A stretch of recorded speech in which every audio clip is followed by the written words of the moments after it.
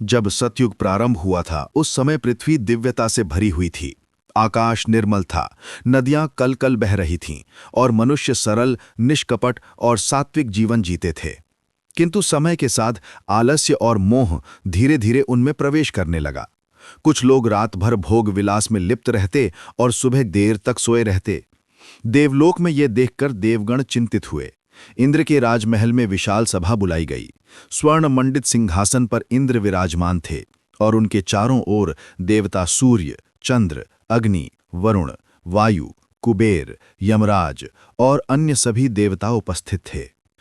देवगुरु बृहस्पति ने गंभीर स्वर में कहा, हे देवताओं, मनुष्य जाति यदि आलस्य और निद्रा में डूब जाएगी तो उसका मन मलिन होगा, वह धर्म और सत्य से विमुख हो जाएगी।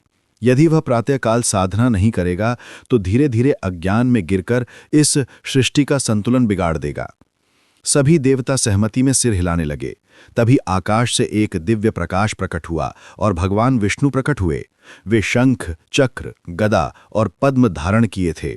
चारों ओर उनकी उपस्थिति से एक अद्भुत शांति फैल गई। भगवान विष्णु ने कहा, हे देवताओं, समस्त ऋषियों और साधकों के अनुभव से यह सिद्ध हुआ है कि ब्रह्म मुहूर्त से पवित्र और कोई समय नहीं। यह वह क्षण है जब वायु सबसे निर्मल होती है, जल सबसे शांत और मन सबसे स्थिर। जो साधक इस समय उठकर ध्यान, जप और अध्ययन करता है वह दिव्यता को प्राप्त करता है। लेकिन विष्णु ने आगे कहा, मनुष्य को यह ज्ञान कथा के रूप में दिया जाना चाहिए ताकि आने वाली पीढ़ियां भी इसे न भूलें। इस कथा का साक्षात्कार धरती पर एक महान ऋषि करेंगे और उनके शिष्यों के माध्यम से यह संपूर्ण आर्यावर्त में फैल जाएगी। धरती पर उस समय काशी नगरी के समीप महर्षि अत्रि का आश्रम था। वे दिन रात्र अथक तपस्या में लीन रहते थे। उनके शिष्य भी अनेक थे, लेकिन अधिकांश आलसी और मोहग्रस्त। वे देर तक सोते और बहाना बनाते, गुरुदेव, रात्रि का विश्राम भी तो आवश्यक है, हम प्रातः इतनी जल्दी कैसे उठें? ऋषि अत्रि दुखी हो जाते। वे सोचते कि यदि ब्रह्म मुहूर्त में ही शिष्य नहीं उठेंगे तो साधना का असली फल इन्हें कैसे मिलेगा। एक रात्रि उन्होंने देवताओं से प्रार्थना की, हे देवगण, यदि आप चाहते हैं कि मानव धर्म मार्ग पर टिका रहे तो मेरे शिष्यों को ब्रह्म मुहूर्त का महत्व दिखाइए। उनकी प्रार्थना सुनकर उसी रात देवगुरु बृहस्पति उनके आश्रम में प्रकट हुए। दिव्य तेज से आश्रम आलोकित हो गया। बृहस्पति ने कहा, हे अत्रि, कल ब्रह्म मुहूर्त में एक अद्भुत लीला होगी। तुम अपने शिष्यों को जागृत करना और उन्हें साक्षी बनाना। यही कथा आगे युगों तक मनुष्यों को प्रेरित करेगी। अगली रात बीत गई। जब आकाश में केवल हल्की चांदनी शेष थी और चारों ओर शांति छाई थी, तभी ब्रह्म मुहूर्त का समय आया। ऋषि अत्रि ने अपने शिष्यों को उठाया। कई शिष्य मन ही मन झुंझला रहे थे, किंतु गुरु की आज्ञा से उठना पड़ा। अचानक आकाश में एक दिव्य रथ प्रकट हुआ। उस पर इंद्रदेव विराजमान थे, साथ ही सूर्यदेव, चंद्रदेव, वायु, वरुण और अग्निदेव भी उपस्थित थे। जैसे ही रथ आश्रम के समीप उतरा, चारों ओर प्रकाश फैल गया। देवताओं ने कहा, हे बालकों, यह समय ब्रह्म मुहूर्त कहलाता है। हम इसी समय पृथ्वी पर उतरते हैं। जो साधक इस समय जप, ध्यान और अध्ययन करता है उसकी साधना का फल हम 1000 गुना बढ़ा देते हैं, किंतु जो सोता रह जाता है वह हमारे आशीर्वाद से वंचित हो जाता है। शिष्य विस्मित हो गए। उन्होंने देखा कि वृक्ष भी देवताओं की उपस्थिति से झूम रहे हैं। नदी का जल स्वर्णिम हो गया है। वातावरण में एक अद्भुत शांति और शक्ति व्याप्त हो गई। लेकिन एक शिष्य, सुदर्शन, अब भी आलसी था। उसने साहस कर प्रश्न किया, हे देवताओं, यदि आप सचमुच हमें आशीर्वाद देना चाहते हैं तो दिन में क्यों नहीं आते? हम इतनी ठंडी रात में क्यों उठें? इंद्र मुस्कुराए और बोले, बालक, जब सूर्य उदित हो जाता है तो संसार के सभी कार्य आरंभ हो जाते हैं। मन चंचल और व्यस्त हो जाता है, किंतु ब्रह्म मुहूर्त में वायु शुद्ध होती है, वातावरण शांत और मन स्थिर। यही वह क्षण है जब साधना सहज फल देती है। यदि तुम दिन में साधना करोगे तो उसका फल 100 गुना कठिनाई से मिलेगा, लेकिन ब्रह्म मुहूर्त का एक क्षण हजारों गुना फलदायी है।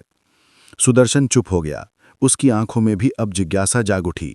देवताओं की उपस्थिति से आश्रम का वातावरण दिव्यता से भर गया था। शिष्य पहले तो आश्चर्यचकित थे, लेकिन धीरे धीरे उनके हृदय में श्रद्धा जागने लगी। उन्हें अनुभव हुआ कि यह कोई साधारण समय नहीं है, बल्कि वास्तव में कोई अदृश्य शक्ति इस क्षण को विशेष बना रही है। ऋषि अत्रि ने विनम्र होकर कहा, हे देवगण, इन शिष्यों को मार्गदर्शन दीजिए, यह आलस्य से ग्रस्त हैं, साधना का वास्तविक फल नहीं पा रहे। देवताओं के बीच अचानक आकाश से दिव्य प्रकाश प्रकट हुआ, शंखनाद हुआ और भगवान विष्णु प्रकट हुए। उनके साथ लक्ष्मी जी भी थीं। चारों ओर कमल की सुवास फैल गई। भगवान विष्णु ने कहा, हे श्री अत्रि, तुम्हारी प्रार्थना सुनकर हम यहां आए हैं। यह समय ब्रह्म मुहूर्त कहलाता है। जो भी साधक इस क्षण जागकर मेरा स्मरण करता है, उसका जीवन पवित्र और सफल होता है। शिष्य हाथ जोड़कर खड़े हो गए। विष्णु ने आगे कहा, जो मनुष्य इस समय सोता है वो अपने भाग्य का द्वार बंद कर लेता है, किंतु जो साधना करता है वो जीवन में आयु, आरोग्य, तेज और विद्या की प्राप्ति करता है। उसके पाप धीरे धीरे क्षीण हो जाते हैं और आत्मा अपने मूल स्वरूप से मिलन की ओर बढ़ती है। यही कारण है कि इसे ब्रह्म मुहूर्त कहा गया है।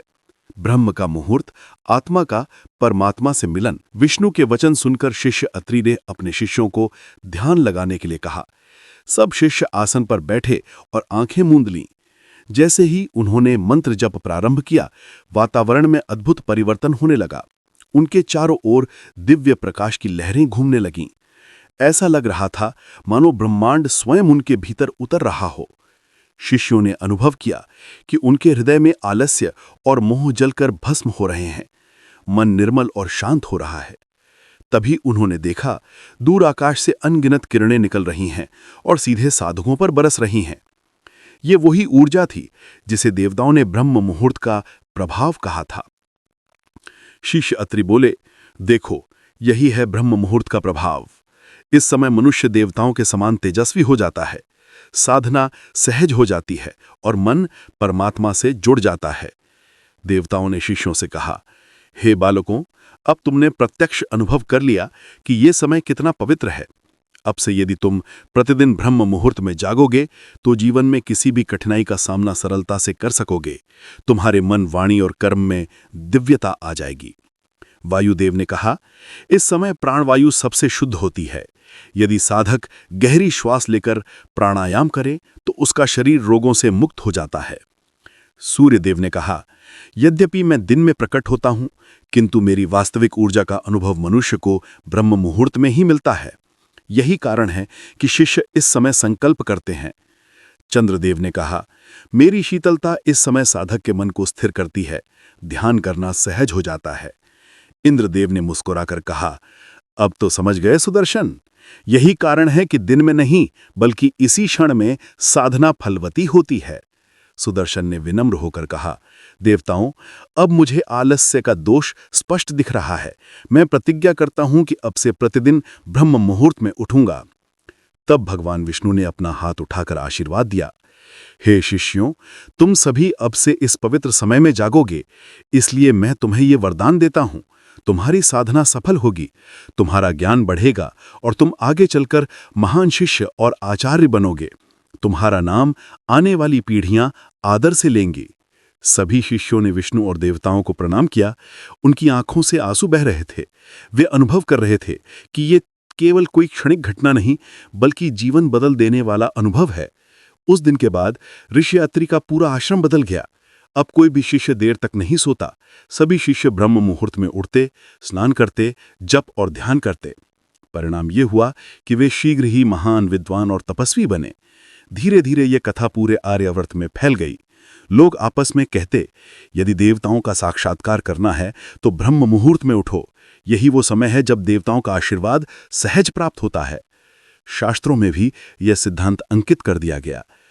ब्राह्मी मुहूर्त उत्तिष्ठेत स्वस्थ रक्षार्थ आयुषः, अर्थात आयु और स्वास्थ्य की रक्षा के लिए ब्रह्म मुहूर्त में उठना चाहिए। इस प्रकार ब्रह्म मुहूर्त केवल एक समय नहीं बल्कि एक द्वार है। ये द्वार आत्मा और परमात्मा के मिलन का है। देवताओं ने इसे मनुष्यों को उपहार स्वरूप दिया ताकि वे अपने जीवन को सार्थक बना सकें। आज भी जो साधक ब्रह्म मुहूर्त का पालन करता है वो अनुभव करता है कि सचमुच उस समय देवता पृथ्वी पर उतरते हैं।